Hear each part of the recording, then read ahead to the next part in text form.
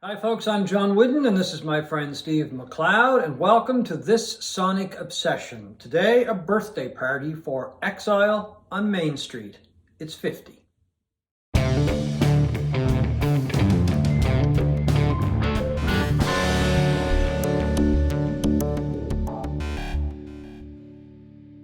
Exile on Main Street, the Rolling Stones album from 1972, turns 50 in a few days, May 12th. May 12th. May 12th, it turns 50. I'm not going to beat around the bush. It's my favorite Rolling Stones album. I think it has been since I heard it, and nothing has surpassed it. Of course, anything that I really like compared to Exile comes before Exile. In that period. Well, 60, overall. 68 to 72 kind of.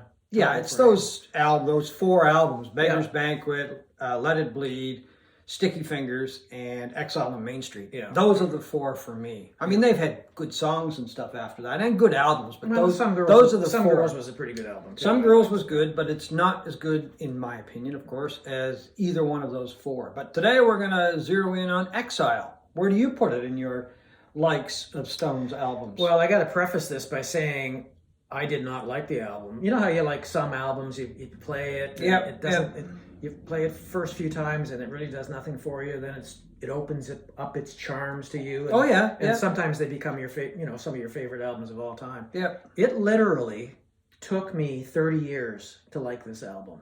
30 years. I bought it when it came out. My Lord. And I absolutely hated it. I just thought it was crap. Really? Yeah. And I did not like it. And every now and then I would go back to it. It probably wasn't until 2000, thereabouts, that I really began to love this album. So I know it sounds crazy. Why did you hate it? I just thought it sounded bad. It was, the songs, I didn't think the songs were that great. I mean, I love Sticky Fingers. I love Beggar's Banquet. I love Let It Bleed. Those, to me, are still better than Exile on Main Street, but definitely it's probably now my fourth favorite Stones album. Still damn good, and it is a classic, wonderful album. But I don't know, I've talked to you about this before, that my taste as I got older, especially around 2000, that got heavier. Yeah. And more raucous, and I started appreciating punk. And to me, if the Stones ever did a punk album, this was it. Yeah. Exile is their punk album, even though it's not the Sex Pistols or something like that. It is gritty, it's lo-fi, it's got attitude up the yin yang. I like to call it a mess. It's a glorious mess. We've used that term before. And that's what I like about it. It's a mess. But it's a good mess. Yeah. It's all over the place. I mean, there's no theme running through it, other than maybe debauchery, and it's still rock. It's just rock and roll, Yeah, it's great rock and roll, and it's bluesy. It's got soul. It's So those pieces finally came into place. Yeah. Well, it's not. The sound of it. I've listened to it over the years, and I said to myself, "Wow, they could probably remix this and make it better." But then again, on the other side of that, would you want to? Well, that's just it, because that's what I find the charm about this album, is that it's a mess, and it's, as I said, it's all over the place. But even Jagger has said about the mix, he's not that crazy about it. Well, his opinion has changed like mine has, but Jagger is one of those guys that you don't know if he's telling the truth or just funning a reporter. So anyway, you go with. Well, he just said, this was back in 2003. He said, Exile isn't one of my favorite albums, although I think the record does have a particular feeling. I'm not too sure how great the songs are, but put together it's a nice piece. However, when I listen to Exile, it has some of the worst mixes I've ever heard. I'd love to remix the record, not just because of the vocals, but because generally I think it sounds lousy.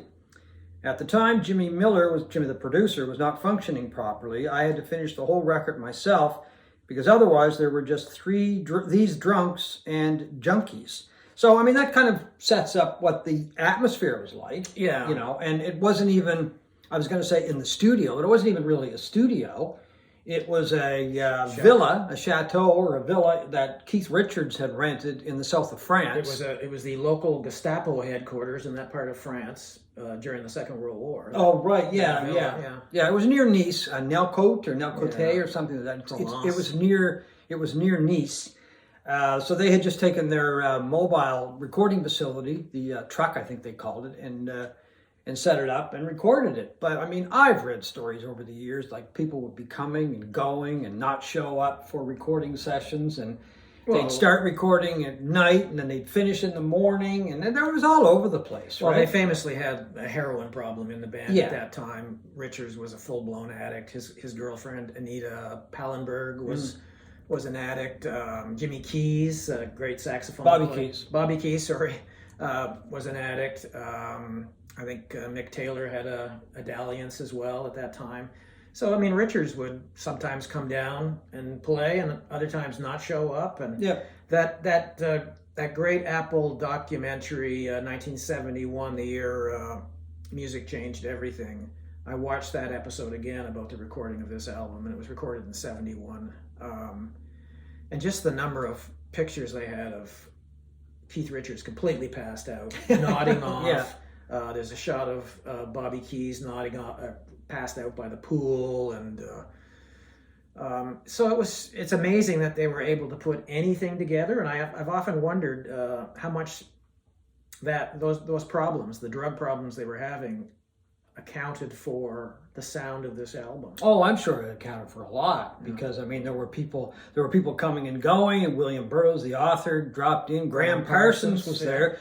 And I guess they had asked Graham Parsons to leave because of all of the drugs. Yeah. And John Lennon dropped in, and I'm sure others were dropping in from time to time to see how things were going.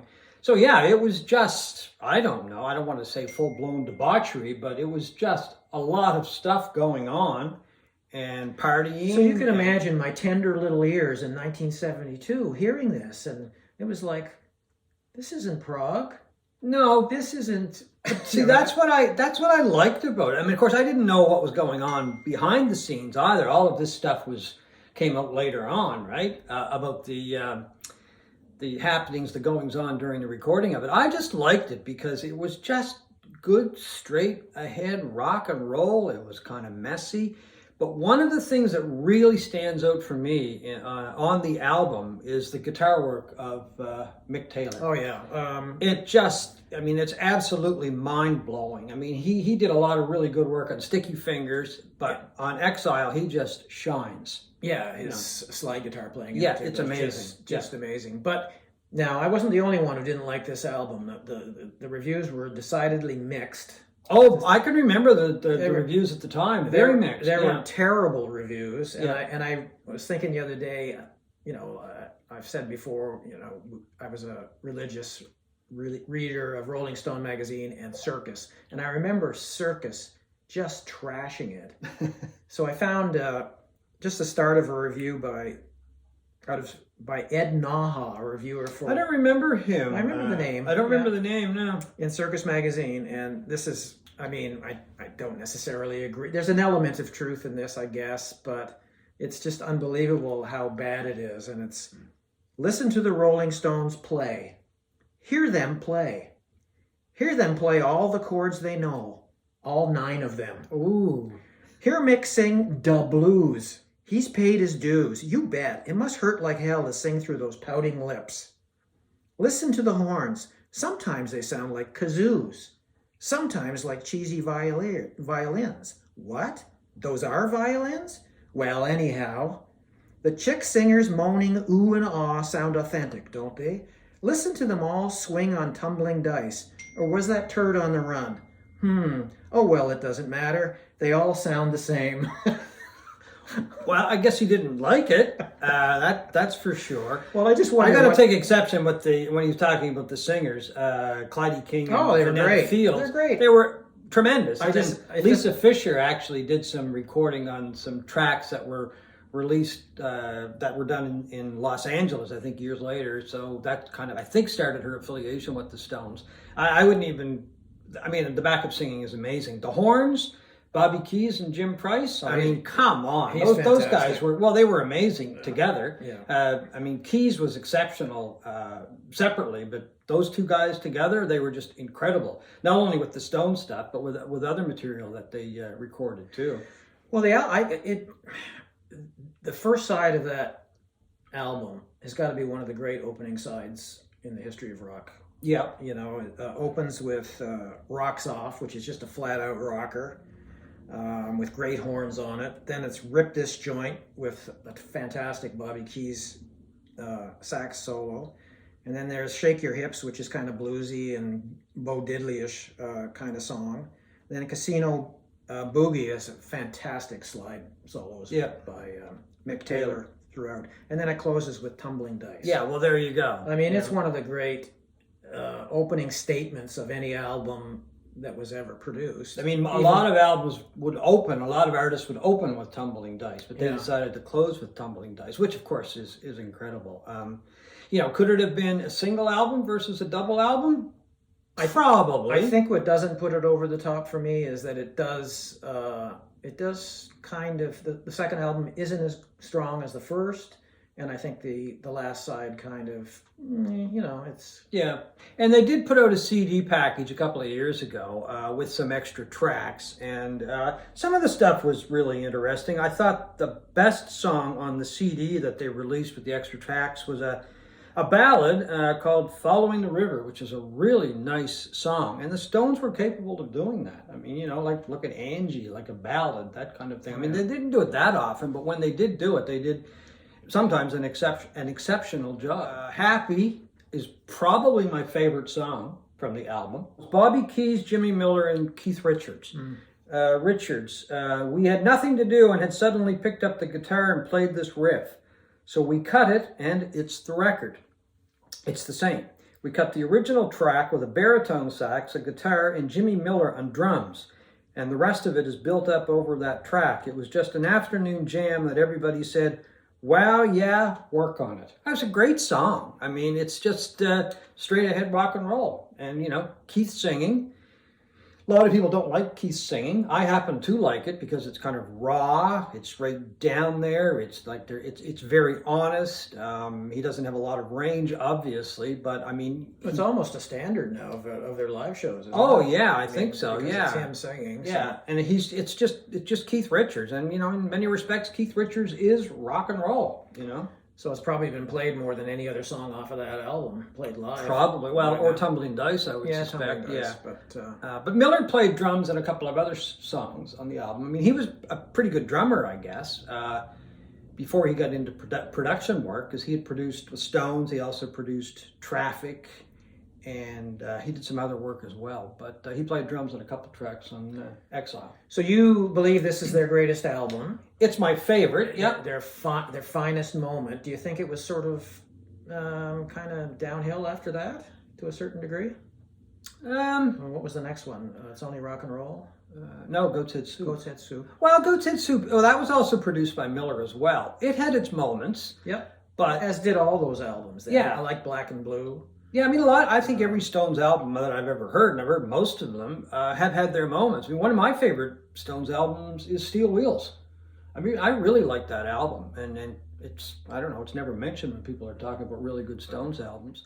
I always really liked the artwork, and another quote from Jagger, a collage of various images, of course, when you look at it.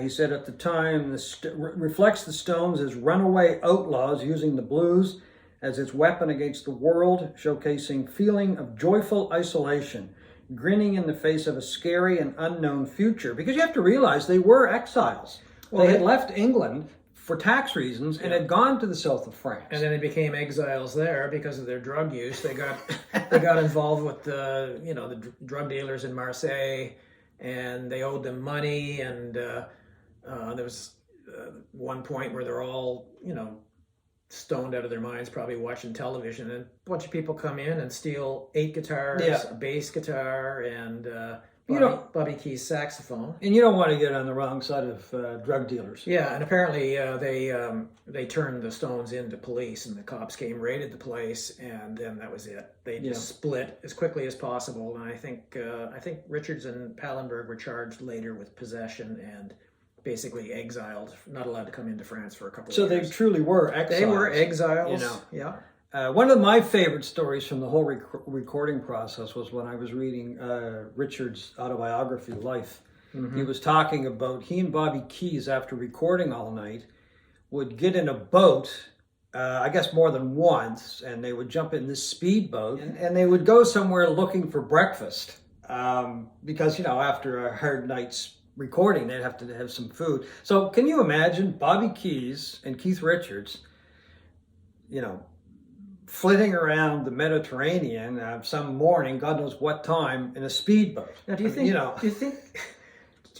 think Keith was wearing a life jacket at all? Wow. Anyway, I forgot the last line of Naha's review. He says, "From the sound of things, the Stones weren't exiled on Main Street; they were deported."